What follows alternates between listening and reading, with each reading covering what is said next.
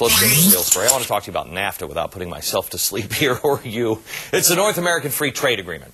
It's what I think got the ball rolling at chipping away our national sovereignty, eventually turning our great nation of America into Mex-Americanada. The most recent debate had both Hillary and Barack saying that they would withdraw from NAFTA if Mexico and Canada wouldn't negotiate the terms of the pact.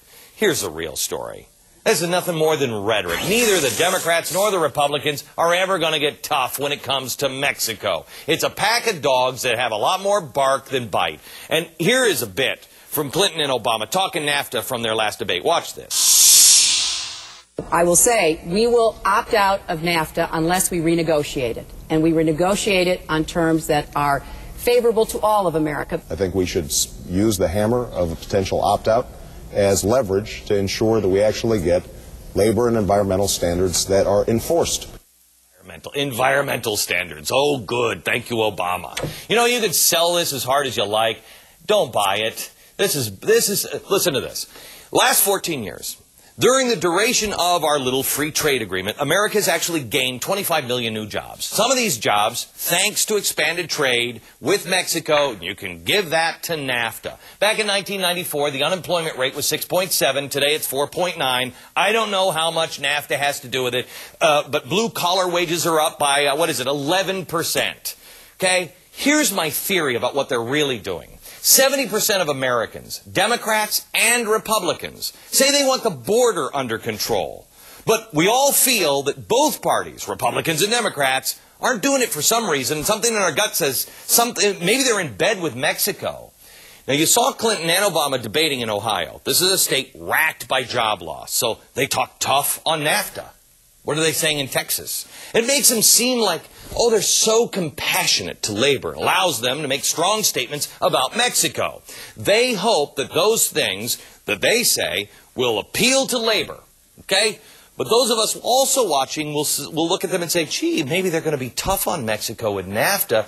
Maybe they'll close up the border too. I mean, they don't seem to be afraid of Mexico.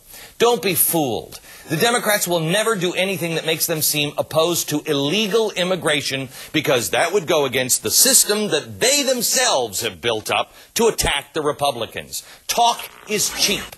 There is no way America will walk away from NAFTA. Dan Stein is the president of the Federation for American Immigration Reform.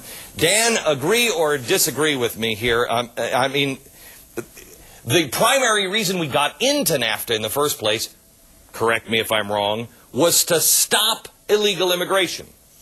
Oh, you are so absolutely on point. Everybody in this country was told, we got to have NAFTA. You're going to jam it down our throats because it was going to solve the problem of illegal immigration. Remember, Mexican president then said, it's either going to take our goods or our people. It was basically blackmail. And here it is, 20-some years later, 15 years later. It made it worse. Okay. It made it worse. All right. Now, look, this was a ruse, as they all are. Every time they try to chip away at our sovereignty, they always tie it to something else. Oh, we have to do this. It's for our security. It's for this. It's for, in this case, illegal immigration. NAFTA, you know what, I don't want to bash, and I really haven't made up my mind on NAFTA. Blue-collar wages are up 11%, 40% of our economy growth in exports. Agricultural exports are 3 times what they were before we got into NAFTA. Good things, bad things to NAFTA.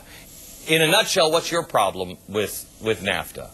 The basic problem with NAFTA is that it didn't condition this trade agreement on Mexico's cooperation to get control of our borders. It actually had increased infrastructure development right along Mexico's northern border, so it actually attracted people up to the northern border, which makes it worse. Okay. Instead of requiring balanced infrastructure development throughout Mexico. Okay.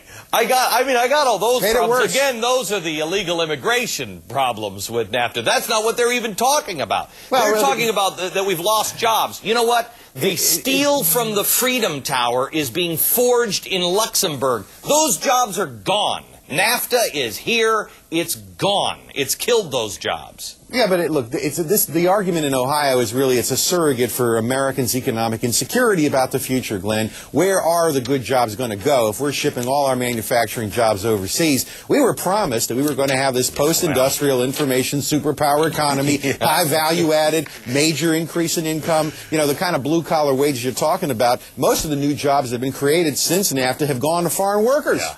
And it's amazing when it comes to Ohio. I mean, maybe Ohio should look at their tax policy. It seems to be helping out in Texas. Dan, thanks a lot. Now.